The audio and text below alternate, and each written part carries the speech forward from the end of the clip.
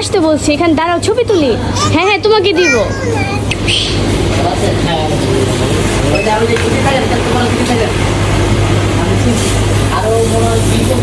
সুজা ছড়ো বুঝু বুঝু।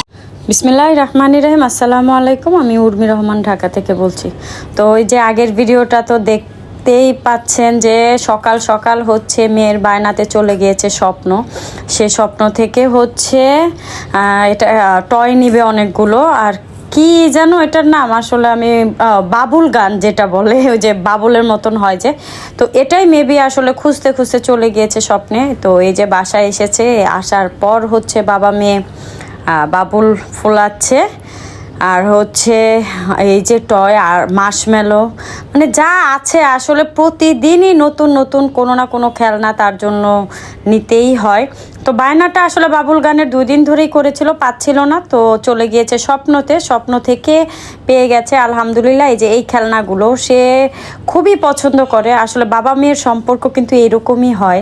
আমি জানি না আসলে, আমরাও আমার বাবার কাছ থেকে অনেক আদর পেয়েছি। এখন অনেক সংসার আছে যেখানে হচ্ছে মা বাবার আদরটা একটু কমই থাকে, বা বাবার আদর কম থাকে, মায়ের আদর এগুলো কিন্তু আসলে আগে ছিল না।